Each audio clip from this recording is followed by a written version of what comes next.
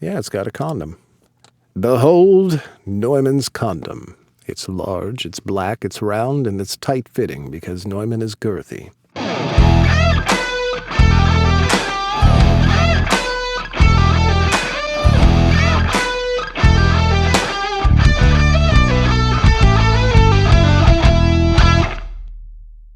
All right, this week's story time is Creek, Honorably Discharged. It is Nora Phoenix and Lindsey. Y'all are going to love this. Remember, this is a work in progress, so there's going to be mistakes. You're going to hear my lovely assistant Tracy jump in. You're going to hear me talking to the Discord crowd. And this is how we make the sausage. Hope y'all love it. Chapter 5. Creek. It was PT time. Again. If I were the praying type, I would have asked Jesus for some patience. But alas, I wasn't asking. And God sure as fuck had better things to do than help me control my temper. Heath was walking around the room, slow but pretty steady, with Kent right behind him, his hand stretched out and hovering near Heath's harness. Sure as fuck had better things to do than help me control my temper. Heath was walking around the room, slow but pretty steady, with Kent right behind him, his hand stretched out and hovering near Heath's harness. I was watching his every move, his every step, my stomach churning with bitterness. He was doing it. He was walking. Every now and then he wobbled, but he had no trouble finding his footing again. Maybe surfing had given him a better balance. I'd never tried it, but it seemed to me standing on a surfboard was a feat in itself, let alone doing it while you were riding a wave. I'd never admit it to Heath, but surfing was kind of badass.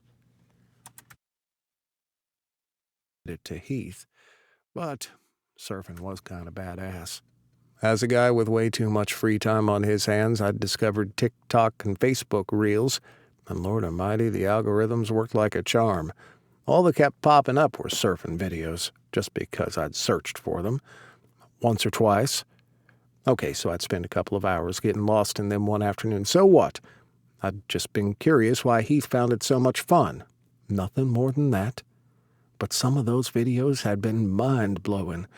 Guys riding monster waves in Australia, sharks within a few feet of them. That would be a hell fucking no for 10 points.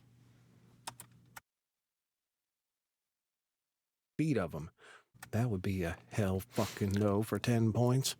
This dude setting some kind of record for the longest wave in Hawaii? Pretty cool to see, not gonna lie. I'd even watched a few of some women who'd lost an arm in a shark. For the longest wave in Hawaii? Pretty cool to see, not gonna lie. I'd even watched a few of some woman who'd lost an arm in a shark attack but was still surfing. The very definition of insanity, if you asked me. And then there was this one spot in Portugal. I'd had to look it up on the map, as European geography wasn't my strong point, where the highest waves in the world had been recorded. I swear to God and everything holy, a man would need some balls of steel to ride those. My stomach had twisted even... Would need balls of steel. Some balls of steel. Big balls of some steel, you know? Big sweaty balls. Wasn't my strong point, where the highest waves in the world had been recorded. I swear to God and everything holy, a man would need balls of steel to ride those. My stomach had twisted even watching. Even before my accident, you couldn't have paid me enough money to try surfing, not even on baby waves. If I wanted to drown in salt water, I would have joined the fucking Navy, okay? I liked my feet on dry land. My foot. How long would it take before I fully accepted the fact I only had 1 foot left? Or would I come to think of my... The fact that I... Well, that's dumb. To join the fucking Navy, okay? I liked my feet on dry land. My foot. How long would it take before I fully accepted the fact that I only had 1 foot left? Or would I come to think of my prosthetic leg over... Yeah, words are fucking hard. How long would it take before I fully accepted the fact that I only had 1 foot left? Or would I come to think of my prosthetic leg over time as a second foot? That seemed far-fetched, but a man could dream, no? Your turn, Kent said, and my cheeks heated as I realized I'd been staring at Heath for minutes. Had he picked up on it? I could only hope he hadn't, or he'd make my life hell. Well, he did that anyway, but the last thing he needed was more fodder to make fun of me. I didn't dare to look in his direction now, instead focusing on Kent.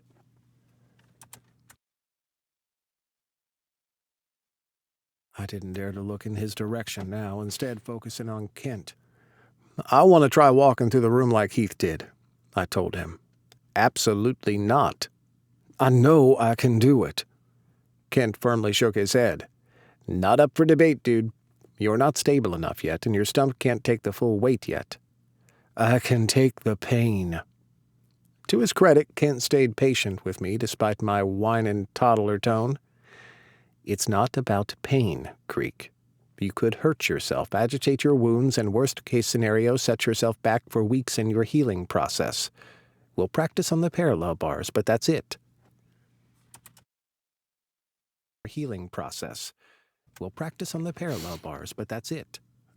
But Heath... I couldn't believe I'd gone there, and Kent's eyes narrowed. Heath is weeks ahead of you in his recovery. But aside from that, you shouldn't compare yourself to him. You both need to walk your own path at your own pace. This isn't a competition. He was wrong. In the Army, everything was a competition, and the sooner you realized that, the better you did. Being the best was what kept you and your men alive, and nobody could tell me different. Hell, if that dipshit had been better at his job, I would have 2 legs. Cameron would still have his hearing, and Bean wouldn't suffer from traumatic brain injury.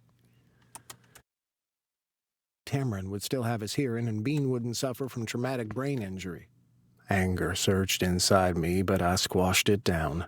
Now was not the time. Okay, I said, accepting that I wasn't going to convince Kent, at least not today. Maybe if he saw I was serious about this, that I was willing to push myself hard, he'd reassess. He had me walk along the parallel bars again, and I did my best to show him how much progress I'd made. And if I snuck in a glance or two at Heath to see what he was doing, well, that was because I needed to keep an eye on him after our encounter last week. For all I knew, he could be out at...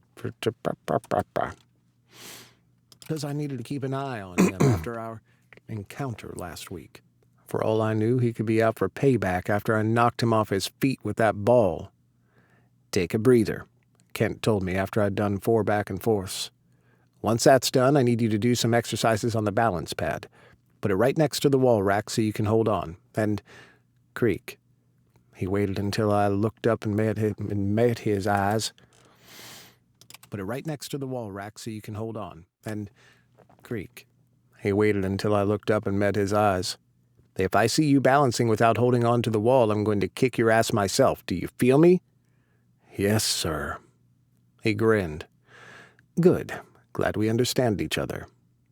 Oh, he was smart, wasn't he? He knew I responded to authority.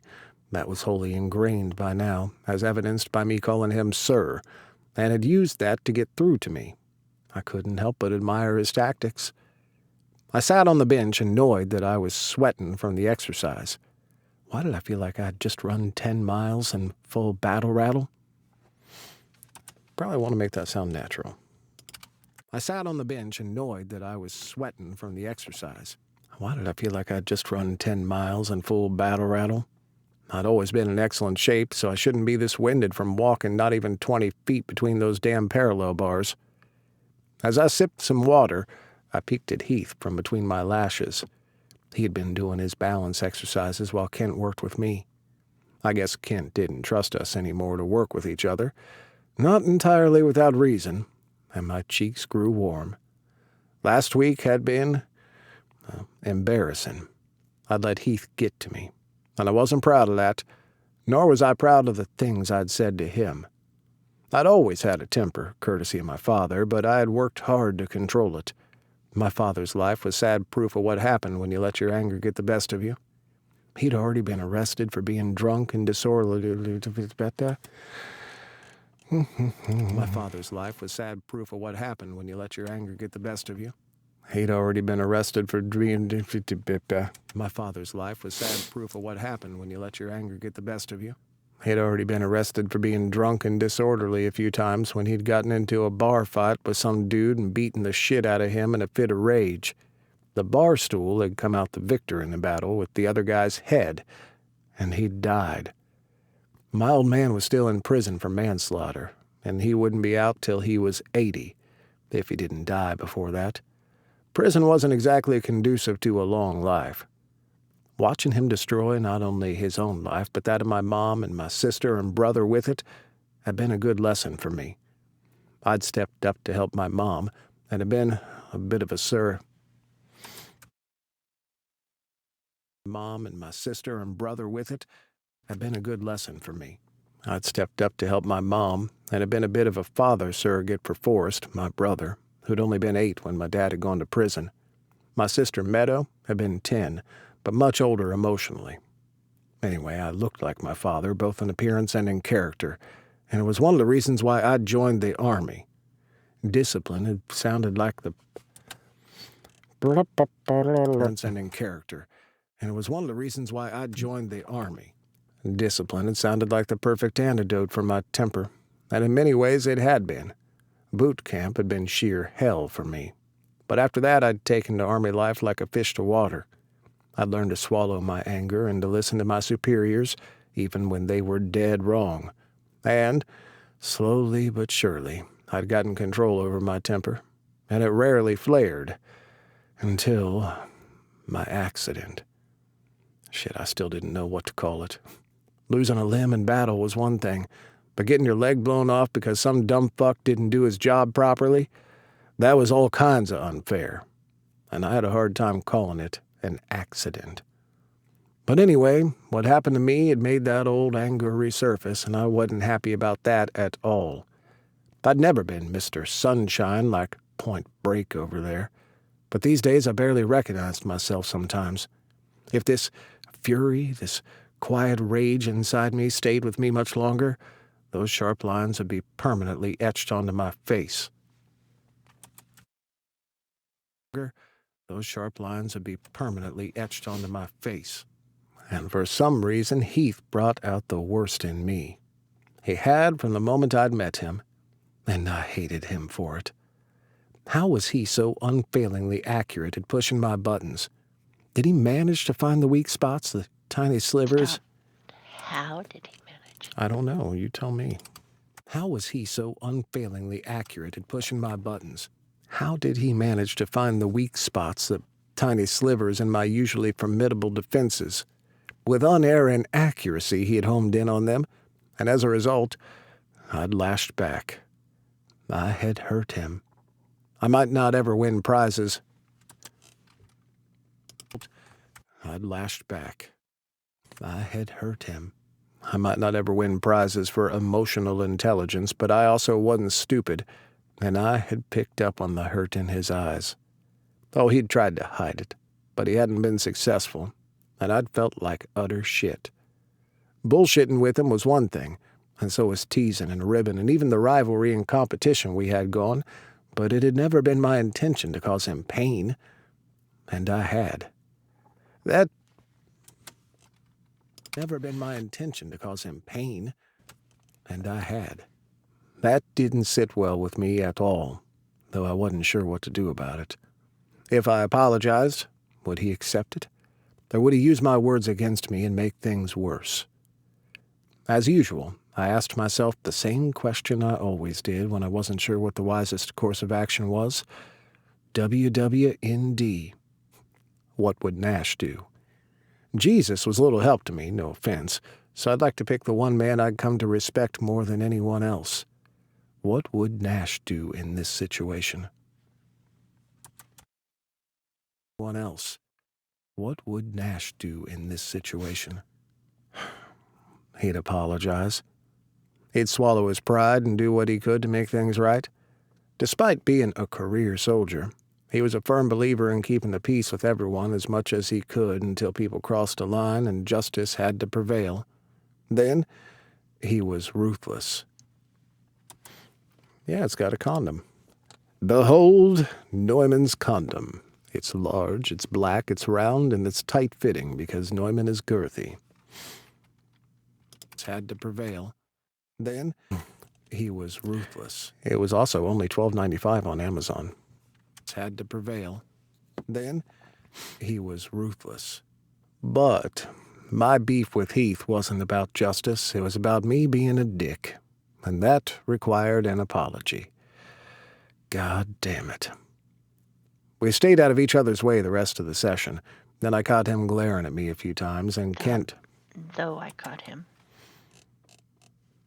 Required an apology. God damn it. We stayed out of each other's way the rest of the session, though I caught him glaring at me a few times, and Kent shot us some inquisitive glances as well. If I ask you two to do some exercises together, is it going to be war again? Or can we keep things civil this time? He asked. I ground my teeth. I'll be nice. Heath snorted. I wasn't aware you even had that setting. I figured your only options were angry or rude. Jesus Christ, Kent mumbled. Now I know how kindergarten teachers feel.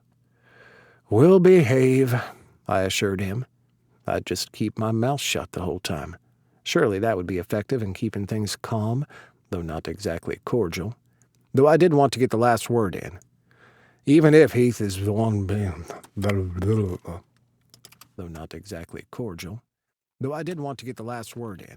Even if Heath is the one being rude. Kent jammed his finger in my face. Not one more word out of you. Why was he berating? Jammed his finger in my face. Not one more word out of you. Why was he berating me for? I'd been the one who'd promised to be... All right. Word out of you. Why was he berating me for? I'd been the one who'd promised to be civil, no? Then he turned to Heath and shot him a deadly glare. And that goes for you, too. Complete silence. All I want to hear is the sound of your sweat hitting the floor. Okay, then. Other than the occasional grunt, Heath and I didn't say anything as we ran through some balance exercises together. I guess he'd gotten the message that Kent meant business, too. I still had to find a way to apologize to him, though. And I sure as fuck wasn't going to do that in front of Kent. No. I'd wait until we were done. Hello, Cheryl. Do that in front of Kent. No. I'd wait until we were done. By the time my hour was up, I was covered in sweat. I guess I'd better shower before I drove home, because I smelled like ass and I wasn't going to stink up my car. I followed Heath as he used his crutches to get to the locker room. He had already been in the exercise room when I arrived, so I hadn't realized I'd picked a locker right across from his. I opened the lock and got my stuff out. Listen, I said, turning around. Heath had been staring at me, and he startled, immediately looking away. What was that about? Had he been lost in thought or checking out my ass? Funny how that last thought sent a flare of heat through me. What? He snapped. I took a deep breath and mentally counted to 5. I want to apologize. He slowly turned his face toward me. I didn't catch that. I want to apologize. He frowned. For what? I mean, the list is long. For being an ass to you last week. Said some things that hurt you. He looked away. You didn't hurt me.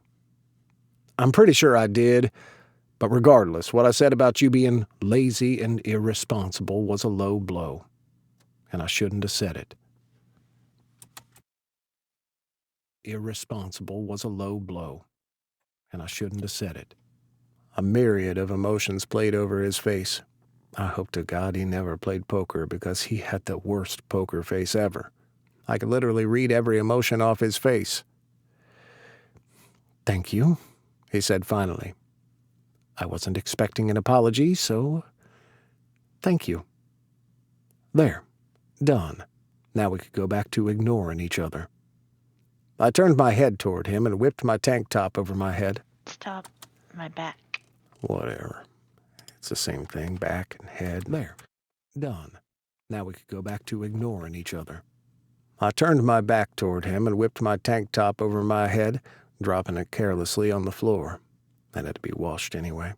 When my hands reached the waistband of my shorts, I stopped. Crap, I hadn't thought this through. Showering meant getting naked in front of Heath. And while I'd been naked in front of my army buddies hundreds of times, this felt different.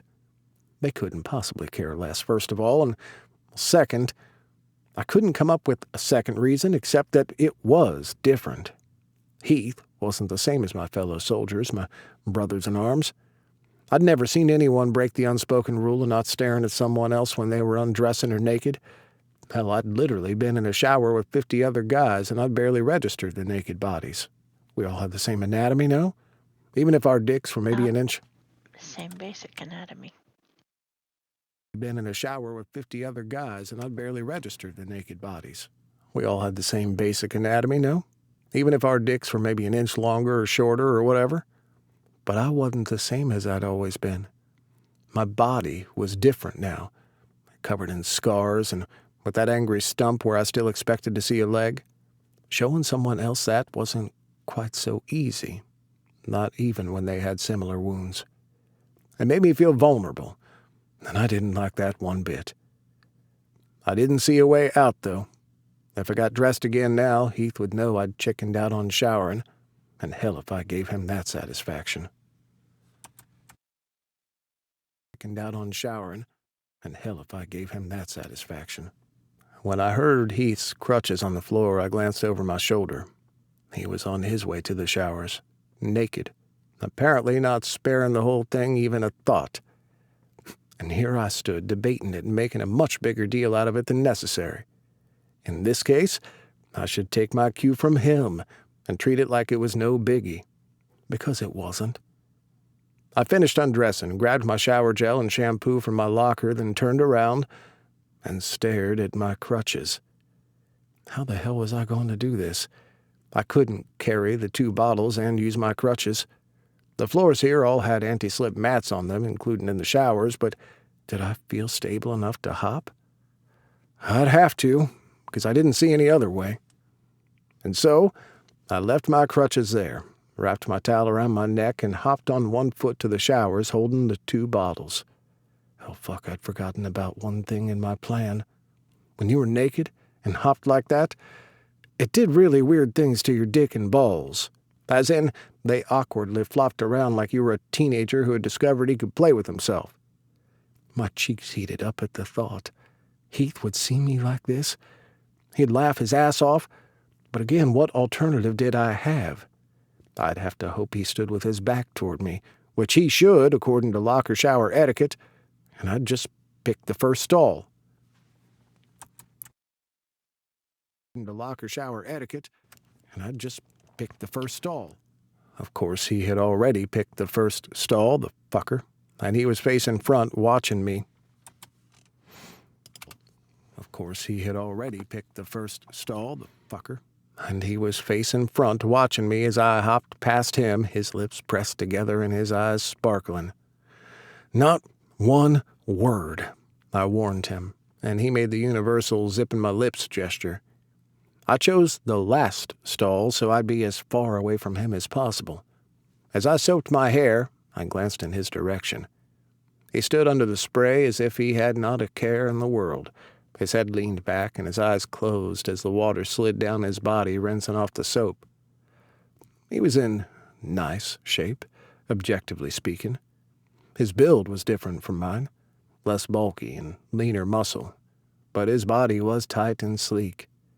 He had the classic tanning pattern of someone who spent a lot of time on the water, his arms and legs super tanned, the lines of his wetsuit clearly visible, and his ass as pale as the moon.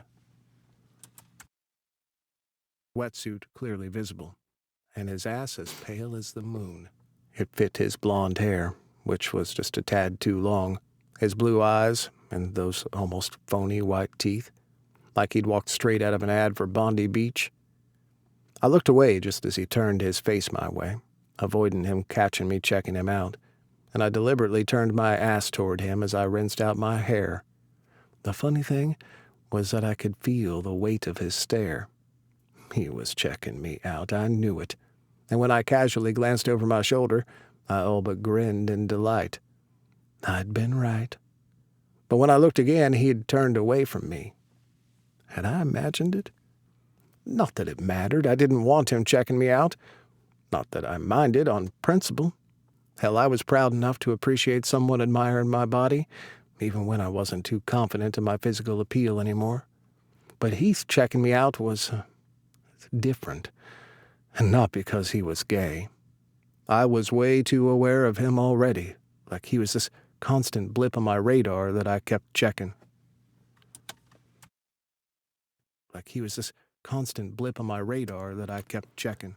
This whole rivalry between us had somehow gotten under my skin, and I didn't like it. I needed to keep my distance from him, simply pretend he wasn't there. I could do that. But as I casually hopped and repositioned myself, I couldn't help but steal another glance. He was toweling off, bending over as he dabbed his leg, providing me with a prime view of his ass. It was a nice ass, I couldn't deny. Just because I was straight didn't mean I couldn't appreciate a man with a full round ass. Well, actually it does. That, in fact, is the very definition of... If you're straight, you shouldn't be appreciating the full round ass of other men. It's because I was straight didn't mean I couldn't appreciate... you suck one dick. It's because I was straight didn't mean I couldn't appreciate a man with a full round ass. God is my witness, Mikey. That's a great ass. It's so tight. Hell, I bet that's so tight I couldn't even get my dick in there. Would you look at her butt? God, Becky, would you look at her butt? Because I was straight didn't mean I couldn't appreciate a man with a full round ass. Surprisingly bouncy, in fact, considering the rest of his build. That had to get him attention from men for sure. Would he prefer topping or bottoming? With an ass like that, men would line up to fuck him. Though I'd learned not to go by stereotypes. Nash had explained how harmful those stereotypes could be, and that they often had misogyny at the core. Who knew? I kind of got the vibe he would like bottoming. Not that I knew anything about it. And why the hell was I thinking about Heath having sex? Jesus, I needed to get laid. No, yeah, most straight men would not be considering a... Kind of got the vibe he would like bottoming. Not that I knew anything about it. And why the hell was I thinking about Heath having sex? Jesus, I needed to get laid. I hadn't had a hookup since my accident, and it was about damn time I got back on that particular horse. That would prevent me from spending way too much time checking out Heath's ass and ruminating about him having sex. I'd go on Tinder tonight and see if I could score. Surely some woman wouldn't mind fucking a guy with one leg. Stop. Some women.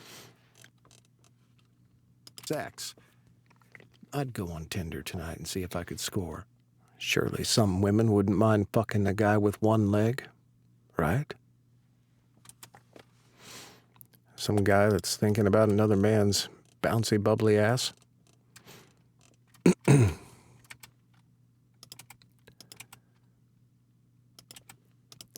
Look, just because I sponsored a dick-sucking contest with the first person that sucked a dick is going to lose and I lost, that doesn't mean I'm gay.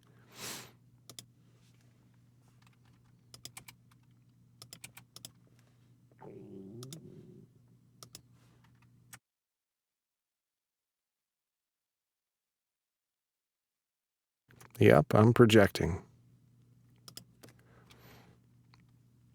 Just because I like to go on Big Dan's big gay boat ride with another man doesn't mean I'm gay.